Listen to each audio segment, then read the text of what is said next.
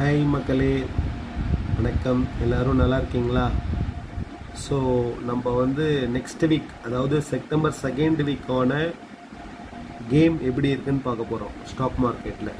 So already நான் mark பண்ணியிருக்கேன் பாருங்கள், 24,693. ஓகே, இது ஒன்றும் 24,929. இது ரெண்டுத்துக்கு நடுவில் தான் வரப்போகுது. ஓகேவா?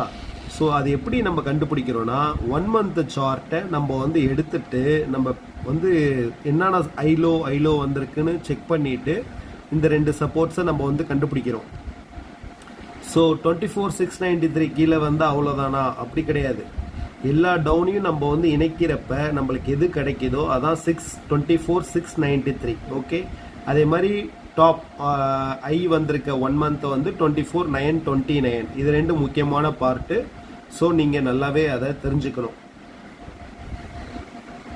ஸோ அதுக்கப்புறம் என்னென்னா, இன்னொன்று 2 இண்டிகேட்டர்ஸ் எப்பயுமே நீங்கள் பயன்படுத்தணும். இந்த வேல்யூஸ் எல்லாமே ஐலோ செக் பண்ணுறப்ப இந்த MACD இது இருக்குது பார்த்தீங்களா, MACD ஒன்று, இன்னொன்று என்னென்னா நம்ம யூஸ் பண்ணுறது RSI. ஸோ அதோடைய பெனிஃபிட்ஸையும் நம்ம பார்ப்போம் போக போக. ஃபஸ்ட்டு இதுதான் நம்மளுடைய நெக்ஸ்ட் வீக்கான இது. ஸோ இதே 3 monthsல பார்த்தீங்கன்னா அந்த லெவல் அப்படியே வந்திருக்கும் பாருங்கள் அந்த சார்ட்டில். புரியுதா? 3 monthsோடைய இன்னொன்று பார்த்தீங்கன்னா இதில் என்ன ஒரு ஹைலைட்னா, 3 monthsல MACD கொஞ்சம் நம்மளுக்கு ஒரு க்ரீன் கேண்டில் கொடுத்துருக்கு.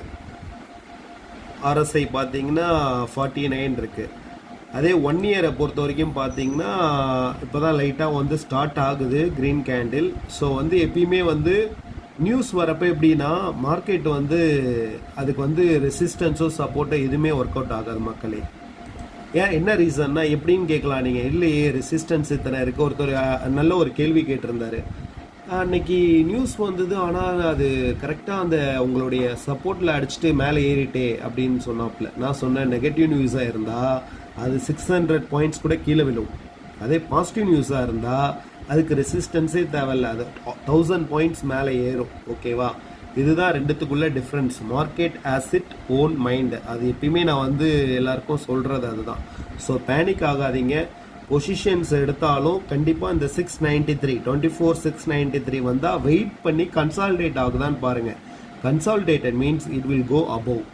இஃப் இட் நாட் கன்சாலிடேட்டட்னா கேண்டில் பாருங்கள், it will come down. Okay, so இதுதாங்க மெயின். நம்மளுக்கு மெயினான அடுத்தடுத்த சப்போர்ட்ஸ்லாம் பார்த்தீங்கன்னா 24,400 ஒன்று இருக்குது. 24,363 ஒரு இம்பார்ட்டண்டான 1 month சப்போர்ட்டில் இருக்குது. எப்பயும் ஃபஸ்ட்டு நம்ம 1 month பார்க்குறது தான் பெஸ்ட்டு. ரீசன் என்னென்னா,